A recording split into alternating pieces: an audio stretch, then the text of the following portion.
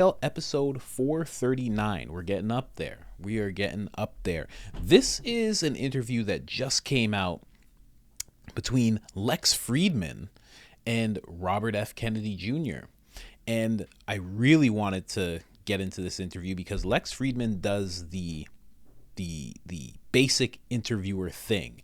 He sits down, he asks very poignant questions, very thought out questions, and just lets the person answer. So I cannot wait for this interview.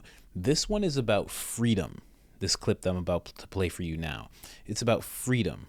Robert F. Kennedy gives a very presidential answer. And I don't mean like a politician. I mean presidential. As he always does, it's a very well thought out answer. But then Lex Fridman asks another question. And they get into this almost philosophical talk. It's very, very interesting.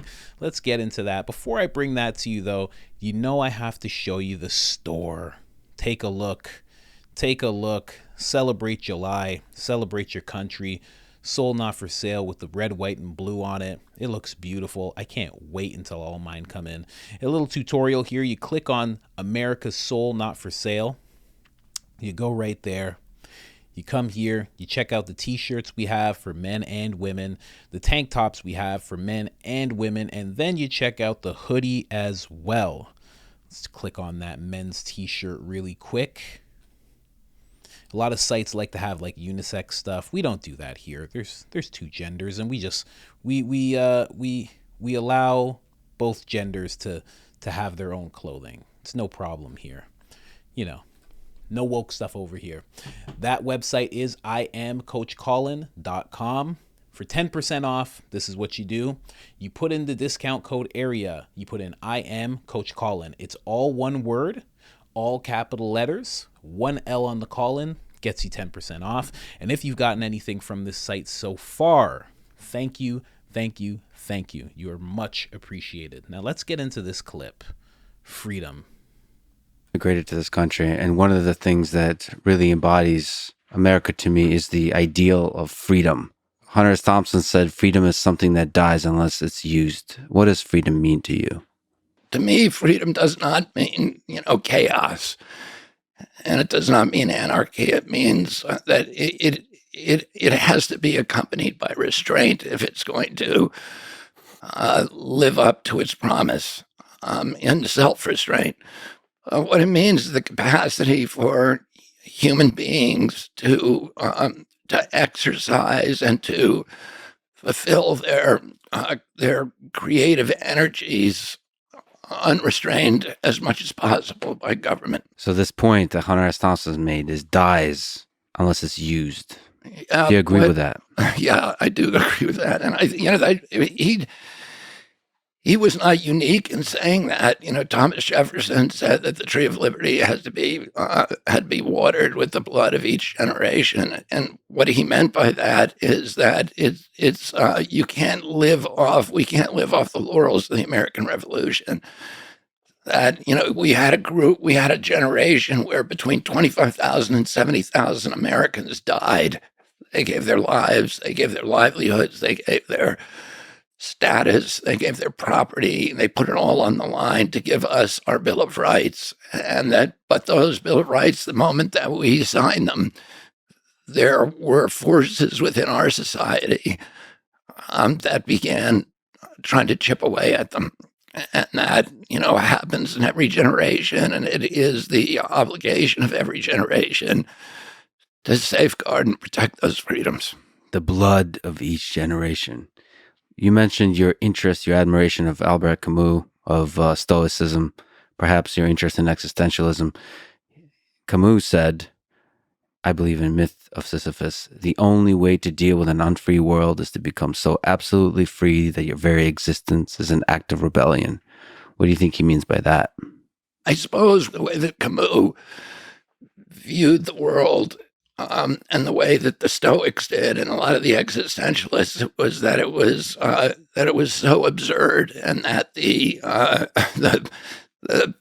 problems and the tasks that we're given just to live a life are so insurmountable that the only way that we can kind of get back at the gods for giving us this,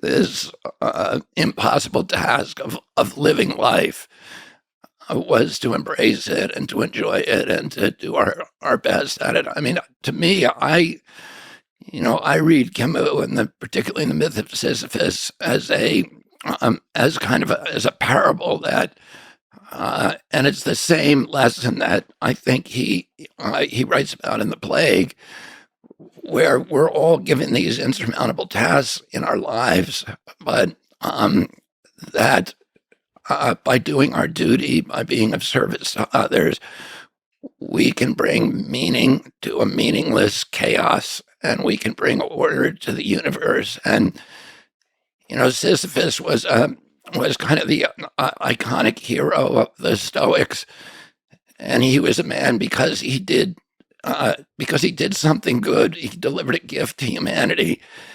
He angered the gods, and they condemned him to push a rock up the hill every day, and then it would roll down. When he got to the top, it would roll down, and he'd spend the night going back down the hill to collect it, and then rolling it back up the hill again.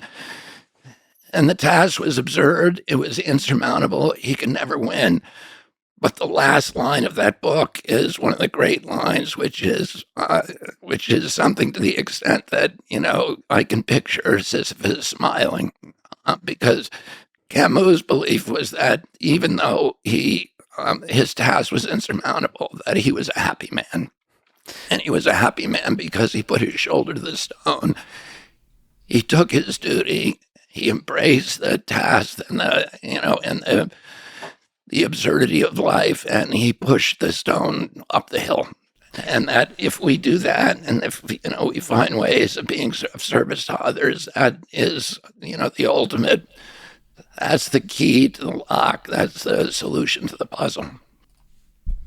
As he was saying that, what made me think, what came to mind right away was, it's almost like that's what freedom is.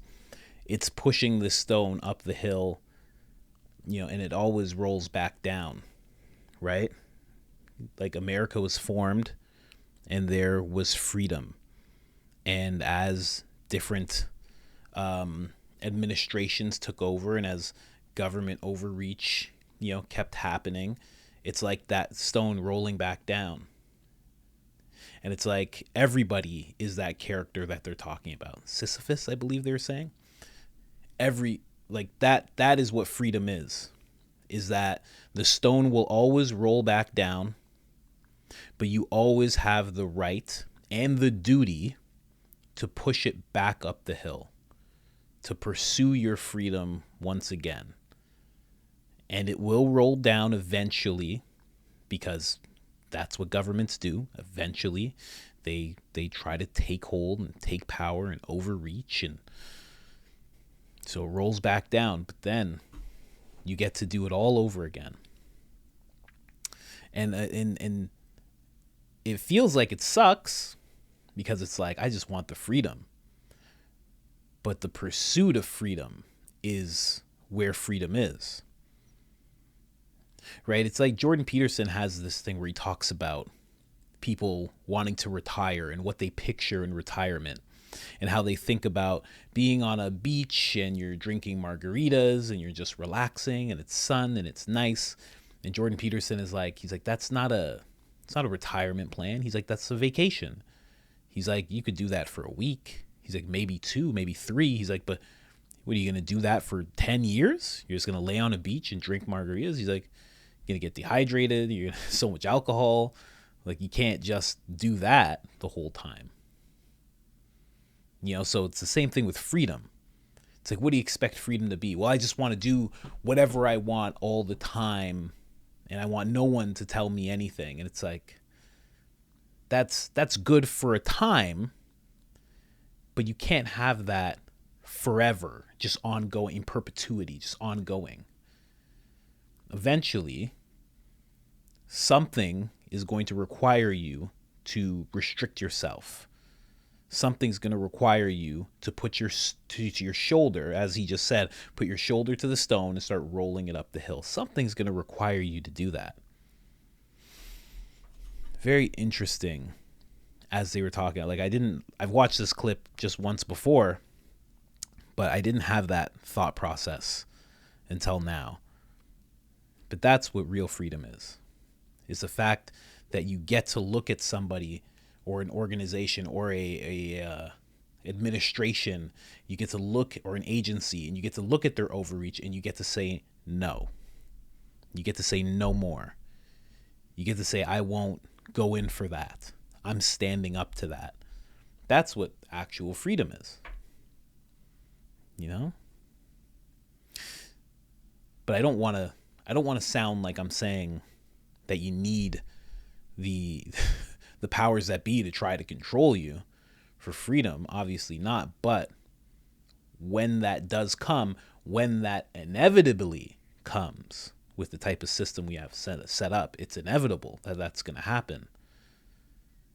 You know, you have the right and the duty to put your shoulder to that stone and push that stone up that hill and say no more. I'm standing up to this. We get to all band together. We get to push this stone up the hill. We get to see good times as we're pushing up that hill. We get to see peaks and valleys. You get to feel freedom. Right? Like even if right now you got to like live off the grid and you didn't have to pay taxes or, you know, pay electric bills or any of that stuff, you're just completely off the grid. You'd be like, "Oh, I'm free." But then you'd have to work. Right? And what would you be working for? You'd be working for that freedom. You would have to tend to your chickens. You'd have to tend to your cattle. You'd have the rough choice of choosing which one has to be slaughtered. You'd have to make sure your water is all good in the well. You'd have to test it, make sure it's good for consumption. You'd have to tend to your children. You'd have to tend to your wife or your husband. You'd have to tend to the crops, whatever you choose to grow. Whatever you choose to grow, but you'll have to choose. Freedom to choose whatever you want, but you'll have to focus on something. Yeah, it's interesting. I also thought of that because at the beginning, Mr. Kennedy said, you know, freedom. He was talking about freedom and it's not chaos. And that's very true. You know, Jocko Willink talks about it. He's I believe he's a Navy SEAL, retired Navy SEAL. And he talks about how within discipline, there's so much freedom. He says that exact thing. You could look it up. There's a bunch of clips of him talking about it. And it's so true. He's like, when I'm fully regimented and I know when I'm going to exercise and I know when I'm going to do this and I know when I'm going to eat and I know what he's like, it frees me up to do other things. It frees my mind up to pursue and focus on other things that I love or that I'm passionate about or that I'm curious about. He takes self-discipline towards certain things and it allows him all of this unbridled just thought and just like pursuing and going after things because he knows when everything's supposed to happen. And it's just like that's the thing, it's taken care of. The second that he has it all laid out and he's disciplined towards it, it's all taken care of. It's very interesting. See, this is why I like Lex Fridman. He has these very interesting conversations with people. I like that a lot. He goes deep into his questioning. He thinks about it, and I've always found it a little bland, but at the same time, back to the talk of freedom, because he's so regimented and he just sections everything out, it does provide a free-flowing conversation because he already knows what he's going to talk about. So they have the time to just expand and talk about this little philosophical story, and because he already knows where he's going next. You know? It's almost like if you were driving a car. You're free to drive the car. You're driving, you're free, the window's down, your hair's blowing in the wind. Or if you're me, your hat's blowing in the wind. And you're really free because you know exactly where you're going. You're free to enjoy the ride because you know exactly where you're going. You know where your destination is. Whereas if you didn't know where your destination was, you would have to focus on that. it would be the Google Maps and the driving and the looking and the, okay, is it this way? We're going the right way, right? You'd have to do all that. Wouldn't be free. Wouldn't be free to enjoy. Very, very interesting. Let me know what freedom means to you. I know to me it's that off the grid type of life, that homestead type of life. Even though I don't know how to grow anything yet, I'm going to learn. I don't know how to take care of chickens, but I'm going to learn slowly, thing by thing. I know I'm going to end my days on a ranch with many acres, and hopefully they will leave me alone. But let me know what freedom means to you. I like that. I like that there's a presidential candidate that's willing to just have these type of conversations. Like within that little clip that I played, this is a 2.5 hour interview, but within that little 4 or 5 minutes that I just played for you, there was no, usually a politician, they're constantly trying to direct back to their campaign. They're constantly trying to direct to what they're going to do, and who they're going to help, and the reason that they need to be in power, and all of that stuff. But with this guy, I really like it. I mean, I love Trump, but not even Trump takes the time to just have these conversations. When he has these conversations, again, it's focused on the issues. Whereas with Kennedy, he's willing to just talk and have a conversation and be heard and hear the person out that he's sitting across from and just have a dialogue like a person. That's why I love Trump, because he's like a guy. But Kennedy's like the everyman. Although I do know that he is elite. He's a Kennedy, for God's sakes. I know that's a very elite person, an elite family. But he handles himself very well, very presidential. Again, let me know what you think freedom is. What is freedom to you in the comments? And like the video. It helps so much. Hit that like button. It's somewhere around there. You know where it is. Hit it. Hit it for me. Is it over here? No, it's over there, right? Hit it there. No, there? But seriously, other than that, I'm out.